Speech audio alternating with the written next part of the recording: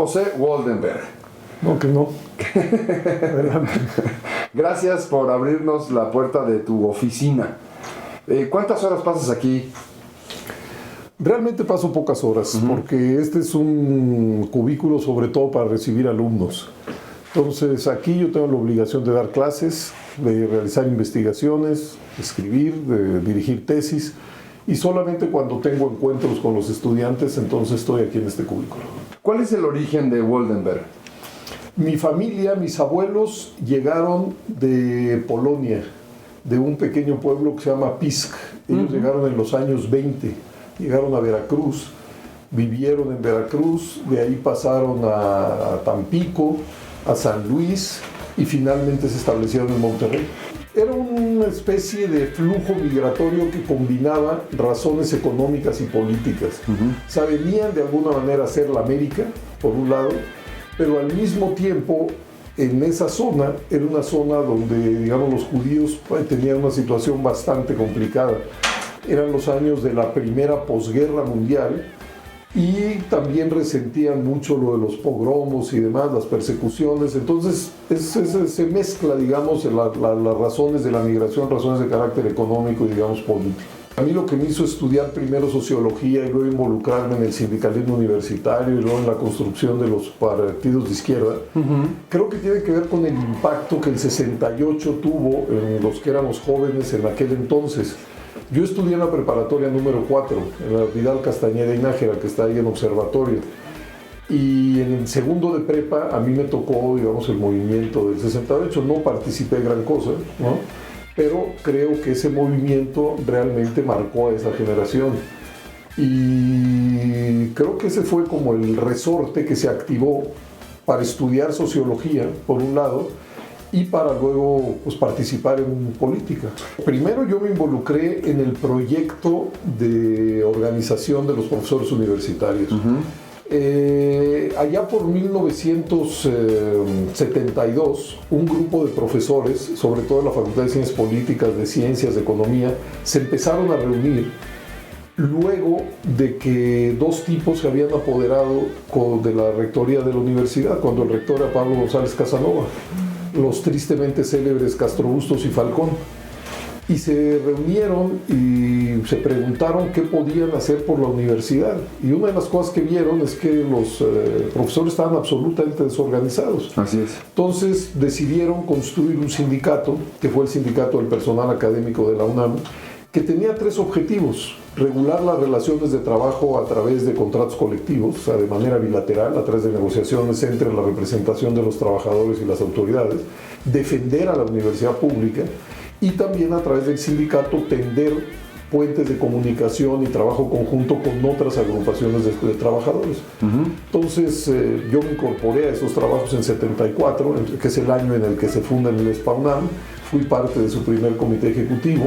Yo era parte de una mini corriente que lo que planteábamos era que la situación después de las elecciones de 1988 estaba madura para acelerar la transición democrática en nuestro país, y que para acelerar esa transición, pues lo que se requerían eran acuerdos para modificar las normas que regulaban los procesos electorales. Lo que sí me tocó fue una etapa muy productiva dentro del Instituto Federal Electoral, y además fue una etapa que fue generando, digamos, muchas novedades, y creo que fue asentando la credibilidad en las elecciones. ¿A qué me refiero?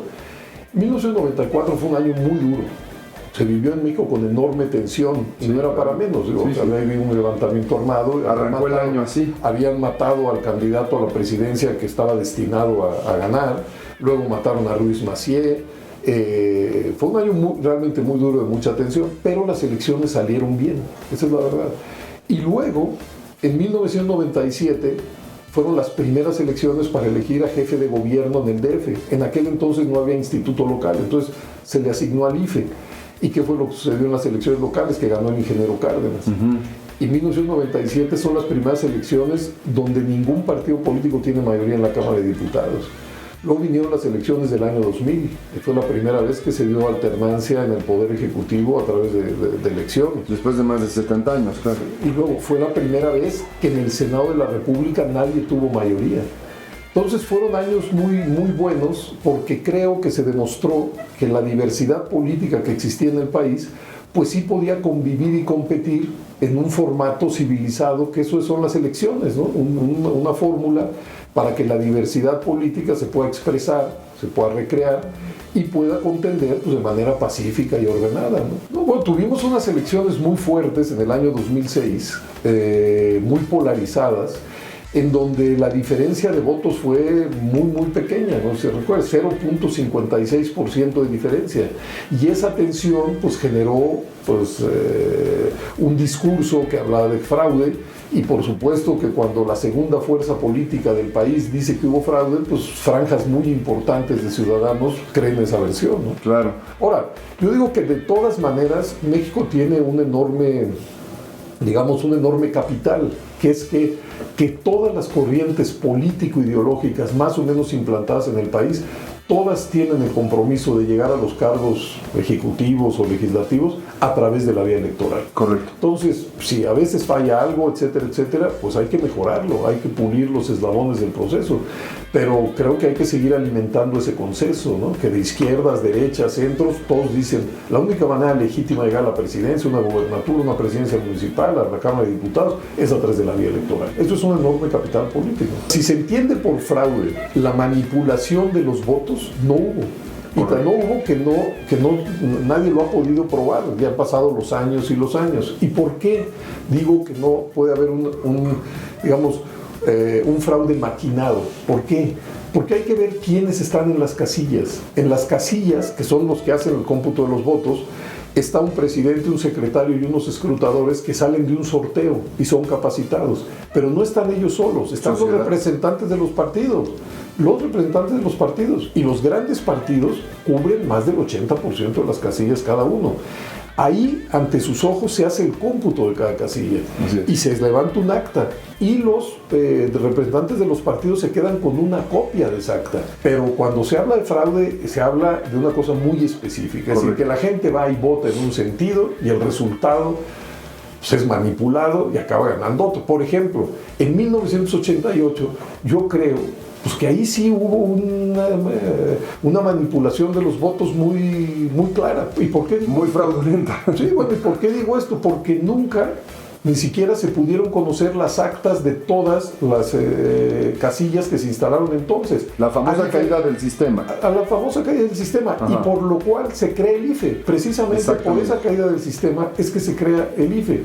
Bueno, ¿cuál es la enorme novedad? Cualquier gente que quiera ver los resultados de las elecciones a partir de 1991 hasta la fecha, puede ir y consultar acta por acta de cada una de las casillas. Eso no se puede hacer para el 88. Claro. Pero de todas las elecciones a partir de 1991, ahí están las actas de todas las casillas. ¿Cómo se financian los partidos? En el presupuesto de egresos de la Federación están sus partidas y el Instituto Federal Electoral se los va dando mes a mes. ¿Cómo fluye el dinero de la Secretaría de Hacienda al IFE y del IFE a los partidos? Esa es la manera. Entonces, ¿qué fue lo que hace el IFE? Esa multa se cobró a lo largo de varios meses, incluso años, creo que 2 años. Ajá. Entonces se le iba descontando de esas partidas. ¿Y qué es lo que hace el IFE? Le dice a Hacienda, pues quita 1,000 millones y demás, ¿no? O sea, esas multas lo bueno es que sí se cobran, es decir, no son simbólicas.